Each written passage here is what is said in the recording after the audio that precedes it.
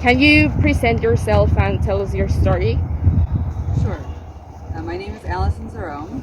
I'm from the U.S., originally from New Jersey, and made Aliyah with my husband and 5 children at the time from St. Louis, Missouri. I am a periodontist, which is a specialty in dentistry, and my husband is a research scientist. And we decided we wanted to make Aliyah, and we were looking for a place that had a significant number of English speakers, but was still Israeli enough so that the children would acclimate and learn to speak Hebrew and speak Hebrew with their friends and become Israeli, so to speak. So we're in Yad Binyamin. Can you tell us a bit about the place? Okay. Yad Binyamin is a religious yishuv.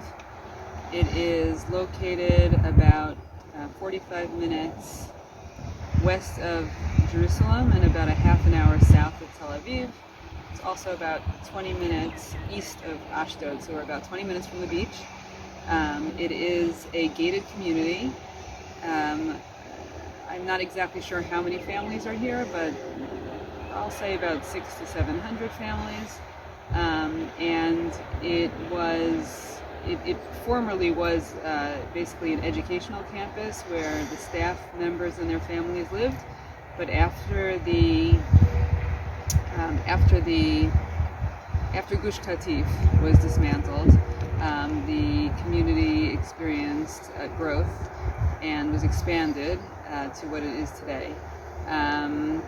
It is a religious yishuv, meaning the gates are closed on Shabbat, and there are many different types of religious Jews here that really run the spectrum, both in terms of level of religious observance, but also in terms of where they're from. There's a Taimani community, there's a Sephardi community, there's an Ashkenazi community, so there are all different types of people here.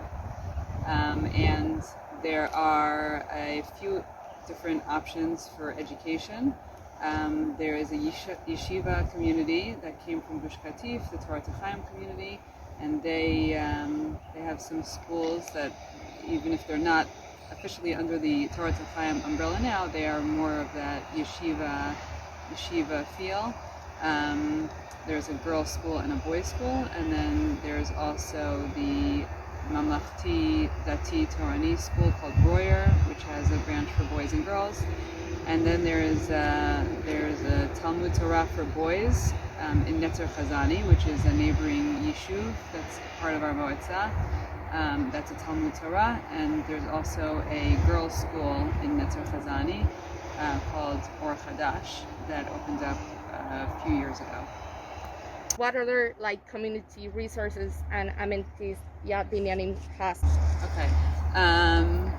So I'll start with the youth. So there is a matnas here, which services both youth and adults. The matnas offers many different programs, chugim, which are after-school activities for the kids, and also exercise classes and other types of dance, sewing, woodworking, all different types of options for extracurricular and enrichment activities for adults and kids.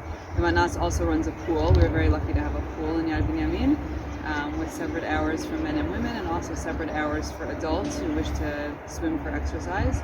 And there are many different parks, including a couple of different exercise parks, as well as a gym, an indoor gym that you have to pay membership for. As far as shopping, we do have a Merkaz Mischari, a little shopping center that includes a regular full-size supermarket with a fresh meat and fresh cheese counter called Machzanei Hashuk. And then in the same shopping center, there is a clothing store and a shoe store and a hardware store. There's a post office. There are a couple of different electronics, computer stores on the yishuv. And then people also offer different types of things out of their homes, like there's a person that sells tzitzit, there's somebody that sells pre-checked legumes and beans. So there are a variety of different things offered on the yishuv. There is also, we're lucky to have Klalit Medical Clinic and also a Meuchetet Medical Clinic. The Klalit Clinic offers a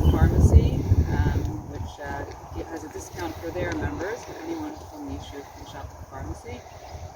And the one big thing I guess that we're missing is a bank, but there are a couple of ATM machines in the shopping center.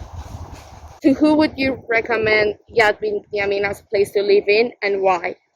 Yad Binyamin, I think, is a great place for families, um, families who like to be in a suburban environment, who don't mind being a bit of a drive from a city. Our closest cities are about 10, 15 minutes away. Um, it's great for kids because the kids are really very free here. They really have a lot of independence.